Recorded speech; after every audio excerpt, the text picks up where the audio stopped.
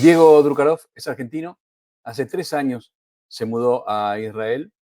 Vive en Beersheba, que es una ciudad que queda a 40 kilómetros de la Franja de Gaza. Él se mudó con su familia, con su esposa y sus 2 hijitos.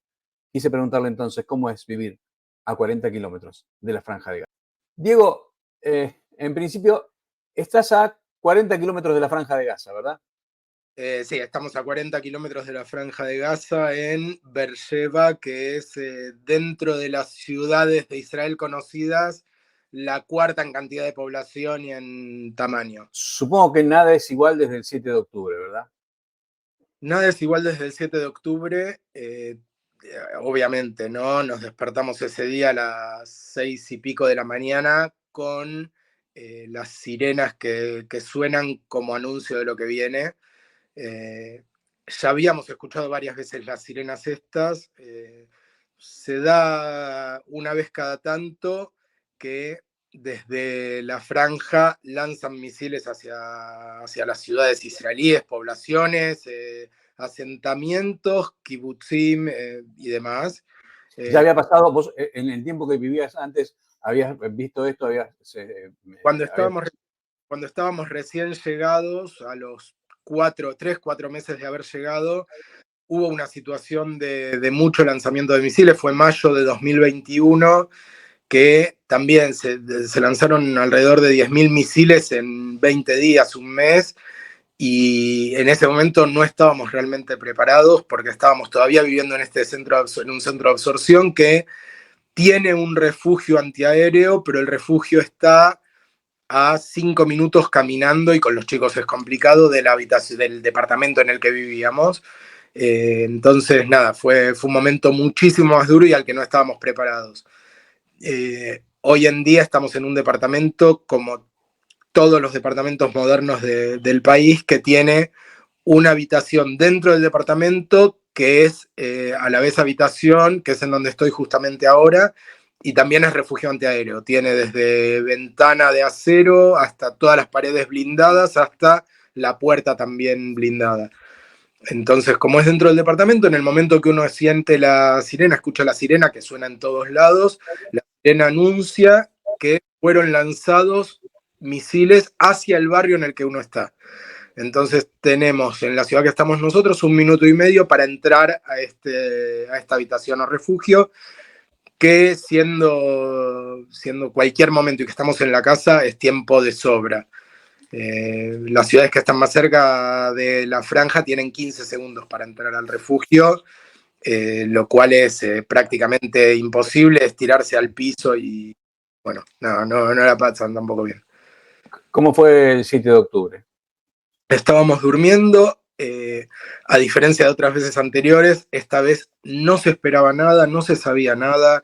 En general, la inteligencia del país sabe cuando hay una situación más tensa, estamos alerta, estamos avisados, los refugios de todos los edificios están abiertos y preparados para que si pasa algo uno pueda entrar. Es como que uno está preparado. Esta vez no estábamos preparados. Justo fue 7 de octubre, es el cumpleaños de mi hija, que cumplía 7 años, y teníamos planificado un picnic con amigos en un parque ese mismo día a la tarde, y nos despertamos con la sirena, y la verdad es que al no estar preparados, porque era algo que no se esperaba en absoluto, fue ¿qué hacemos? Correr, agarrar a los chicos, meternos en el refugio y empezar a ver qué pasa, porque de vuelta era algo que no se esperaba. Minutos después empezamos a ver noticias y a ver lo que había pasado. Se escucharon los bombazos atrás de la sirena, que significa que fueron interceptados en el aire los misiles lanzados hacia nuestra zona. Pero aparte empezamos a leer y a ver las noticias y a ver en las redes que era algo diferente, que no era, va a sonar muy, muy feo, pero no era simplemente misiles, era algo más, era diferente, y vimos que habían entrado estos famosos comandos terroristas dentro del territorio, dentro del país, y nada, durante el día fue solamente estar leyendo qué pasaba, viendo qué pasaba. ¿Cómo era tu relación previa en el caso de que lo hubiera con gente que vive en la Franja de Gaza? O que vivía.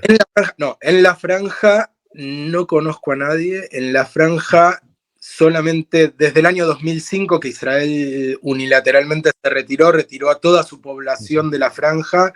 No quedaron israelíes, no quedaron judíos en la franja. Fue toda una operación de retirada absoluta de la franja. Hasta ese momento había asentamientos judíos dentro de la franja. Sí conozco toda la zona que bordea la franja de Gaza, porque por mi trabajo fui varias veces a asentamientos y kibbutz y demás de la zona, y nada, la conozco toda la zona y los alrededores. Nunca entré y no conozco a nadie adentro. Sí conozco mucha gente en los alrededores, gente que estaba en su casa y que escuchó cómo entraban alrededor de su casa los terroristas que entraron. ¿Qué fue lo que cambió desde el 7 de octubre para acá? En tu vida cotidiana, en la vida cotidiana de tu familia. Los primeros días fue hasta que Israel es un país que, a pesar de lo que pasó y a pesar de que es algo con lo que se convive, que para nosotros, viniendo desde otro país con una realidad totalmente diferente, sería muy difícil volver a la vida normal. Israel, el mismo día o a los 2 días, ya está con una vida prácticamente normal. Esta vez fue totalmente diferente. Los 2 primeros días el país estuvo prácticamente quieto, cerrado. No volvimos a trabajar, nadie volvió a trabajar en esos primeros días, y después se fue volviendo de a muy poco, y con un estado de tensión, alerta y sirenas que sonaban 4 o 5 veces por día en todas las ciudades, desde Gaza, que es en el centro oeste del país, hasta el centro del país, hasta Tel Aviv, que está en el centro geográfico, un poquito más al norte geográfico del país. Hubo alarmas 2, 3, 4, 5 veces por día, todos los días, durante los primeros 2 o 3 meses. Después fue bajando la cantidad. Alarma, explico. Alarma significa, suena una alarma, significa que vienen volando misiles hacia donde uno está. Uno tiene que correr, esté haciendo lo que esté haciendo, al refugio más cercano, porque si bien está la cúpula de hierro, la famosa defensa que tiene Israel, misiles antiaéreos que se lanzan contra estos misiles que vienen volando, desde una esquirla de un misil hasta un misil que no es interceptado, hasta lo que sea, puede caer, y de hecho caen en todas las zonas. Entonces es eso, es un estado de alerta y tensión constante. ¿Este estado de alerta y tensión continúa? ¿Cómo es hoy la situación? Yo me fui muy de a poco. De vuelta, el primer mes, 2 meses fueron de mucha tensión. Yo trabajo como mensajero de un correo internacional, lo que significa que estoy en una camioneta y movimiento constante en la ciudad de Ashdod, que es a 30 kilómetros al al norte de la franja. Es estar manejando constantemente atento a si suena una alarma, y si suena una alarma es frenar la camioneta, bajar de la camioneta, cerrar la camioneta, ver el edificio más cercano para entrar, porque todos los edificios tienen refugio, y correr al refugio. Y es ver cómo, además de mi camioneta, todos los autos que estaban alrededor también frenaron, también se bajaron de los autos y también fueron todos al refugio. ¿Esto pasa habitualmente? Durante los primeros 2 meses, no habitualmente, pero 1 o 2 sirenas por día tenía. No todos los días, pero porque alguna vez sonó la sirena estando yo dentro de algún cliente, entonces ya estaba en un lugar que había refugio y demás, pero era algo constante. Y además tenemos todos una aplicación en el teléfono que uno la puede configurar, que anuncia las sirenas tanto en donde uno está como en donde uno quiere. Entonces yo escuchaba las sirenas donde yo estaba, y además las que sonaban en mi casa, porque tenía mi familia en mi casa mientras yo estaba trabajando. Los chicos tardaron más en volver a la escuela, las clases se suspendieron un tiempo. Lo primero que se hace obviamente es cuidar a los chicos. De a poco volvieron a estudiar por Zoom, que no fue lo mejor, pero el sistema educativo estaba relativamente preparado, porque hace 2 años tuvimos pandemia, y en la pandemia se preparó el sistema educativo para eso. ¿Cómo hablas esto con tus chicos? A ver, en principio, con la verdad, a ver, hay dos verdades. No es, a ver, la verdad es de uno, pero bueno, hay dos verdades. Una verdad es lo que está pasando. Suena una sirena, tenés que meterte en el refugio. Ese es los hechos. Ahora, ¿por qué suena la sirena? ¿Qué está pasando? ¿Quiénes son los terroristas?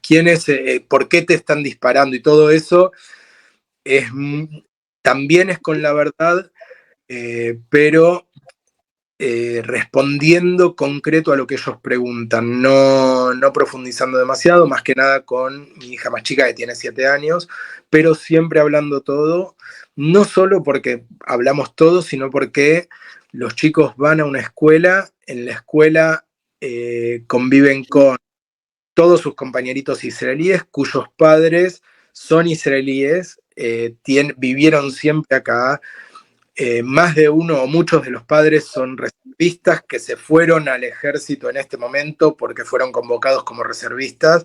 Entonces, uno no puede, primero no me gusta hacerlo, pero aparte no podés ocultarle a los chicos cosas que si no las hablan conmigo, lo hablan con los compañeros o en la escuela o con las maestras y no podemos estar ajenos a eso. ¿Y qué te preguntan? La primera pregunta es ¿qué hacer, qué no hacer? Mi hija me está preguntando cuándo vamos a festejar su cumpleaños suspendido, que nunca pudimos volver a eso todavía, lo tenemos pendiente. Nos preguntan qué pasa si llega a caer un misil, qué pasa si un misil o la alarma suena cuando están en la calle. Esas son las dudas más grandes. Lo que sí tratamos de manejar de otra forma fue el hecho de que también es diferente, de vuelta. Ya habíamos tenido situaciones con misiles y esto. La diferencia ahora fue que entraron terroristas a Israel, muchos, entraron a casas y todo lo que hicieron, bueno, es redundar, volver a eso, pero sabemos todo lo que hicieron, desde muertes, violaciones, todo tipo de desastres que hicieron. Y es Torturas. la pregunta más difícil es, ¿y pueden llegar a venir a nuestra casa? Y la verdad es que, si bien es muy poco probable, primero porque parece poco, pero para esto es mucho, 40 kilómetros de la franja. Por otro lado, nosotros estamos en un piso 9 de un edificio y demás, pero dentro de nuestra ciudad agarraron a terroristas que habían llegado hasta la ciudad. Habiendo pasado, no sé si 2 semanas del 7 de octubre, en un kibutz, que es, bueno, sabés lo que es un kibutz, pero igual lo cuento en breve, es una especie de barrio privado en el cual, además de vivir gente, tienen sus fábricas, trabajos, campos, plantaciones y demás. Dentro de un kibutz que está acá muy cerca, 2 semanas después, muy cerca significa 5 minutos de viaje, menos de 10 kilómetros. 2 semanas después agarraron un grupo de terroristas, que eran no sé si 2 o 3, que estaban escondidos dentro de una casilla dentro de ese kibutz. Entonces, nada, llegaron hasta acá. No me preocupaba tanto que entren hasta mi casa, hasta mi departamento, pero sí que estén dando vueltas y sí que los chicos estén en la calle. Hay mucha gente que dice Israel está atacando a los palestinos que nada tienen que ver con Hamas. ¿Hay muchos palestinos que no tienen nada que ver con Hamas? Primero voy a decir algo. No soy ni politólogo ni historiador. Todo lo que yo digo es, a ver, tengo muchos conocimientos, leí mucho, pero no soy un profesional en la materia. Todo lo que yo digo. Te pregunto como vecino de la zona. Ahí estamos. A ver, hoy, habiendo pasado 18 años de que Israel se retiró de la franja, hablamos de la franja de Gaza, cuando Israel se retiró, Hamas se presentó como postulado al gobierno de la franja de Gaza, fue elegido por la mayoría de la población palestina y el preámbulo de la organización Hamas dice: vamos a matar a todos los judíos, los vamos a correr hasta atrás de los árboles y hasta que no se muera el último nosotros no vamos a tener nuestro país tranquilo, una cosa así. Y la mayoría de los palestinos que vivían en Gaza y que eligieron, porque fueron elecciones a Hamas, eligieron eso. Pasaron 18 años, es otra generación y demás, pero se ven los videos de la gente saliendo a festejar a la calle y a repartir golosinas y dulces cada vez que hay un atentado terrorista exitoso. También tengo dos chicos, uno tiene 19 años, son chicos, que son soldados y que estuvieron varias veces en la franja, con ellos juego al fútbol y los conocí jugando al fútbol, son israelíes y hablamos del tema mucho, y ellos lo que dicen, nosotros entramos a la franja a buscar a los secuestrados y a que si encontramos armas, encontramos terroristas, neutralizar el lugar donde están las armas o neutralizar a los terroristas. El tema es que los terroristas no son un ejército vestido de verde que están en la calle con armas, sino que son parte de la población que pueden salir de cualquier casa, vestidos como sea, y atacar a los soldados. Entonces, vieron cosas terribles desde el día 7 de octubre en adelante y vivieron cosas terribles, y lo que dicen es, no son todos, y no es que vamos a matar palestinos. Ni siquiera vamos a matar, nosotros vamos a buscar a los secuestrados. Donde encontramos a alguien que nos ataque y nos tenemos que defender, y sí, no podemos no hacerlo, donde encontramos lugares con armas o lo que sea, tenemos que hacer nuestra función, es un ejército. Pero no es que salen a matar palestinos, digamos. No es el objetivo. De hecho, se vio que la mayoría de las veces que se denunció Israel bombardeó hospitales, los hospitales bombardeados siguen estando en pie, y sí es verdad que debajo de los hospitales se encontraron arsenales y demás, los hospitales siguen estando en pie, y si un hospital fue bombardeado deja de estar en pie. Eso es un hecho. Ya que vos podés sernos un buen traductor de cómo se vive allá. Geográficamente, la zona, ¿qué zona de Argentina se parecería? Todo Israel, sacando las grandes ciudades, es geográficamente, más allá de estar en el medio del desierto y de ser un clima diferente, es un país, por lo menos en esta zona, llano. Podría ser comparado con Santa Fe tranquilamente. Digo, uno va por la ruta y ve los campos verdes a los costados de la ruta y pueblos relativamente chicos a lo largo de la ruta. Sería, sí, comparable, digamos, con Santa Fe. Durante los primeros días, las rutas estaban vacías. Yo salgo a la ruta todos los días por mi trabajo, las rutas estaban vacías. Las rutas camino a la Franja de Gaza estuvieron valladas y cerradas directamente al tránsito, salvo a las poblaciones locales, o sea, de la zona, mucho más tiempo. Nosotros con la empresa, el reparto a la zona de los alrededores de la franja tardó 3 meses en volver a acercarse un poco. A ver, en eso cambió mucho. Hoy en día ya hay una circulación absoluta en todo el país prácticamente. De hecho, hace 2 semanas tuve un turno médico en Ashkelon. Ashkelon es una ciudad que está a 5 kilómetros de la franja.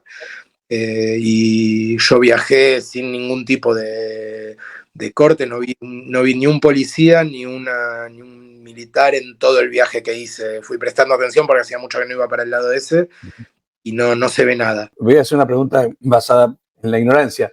Antes del 7 de octubre, vos como israelí, ¿podías pasar a la Franja de Gaza? ¿La gente iba a la franja o no?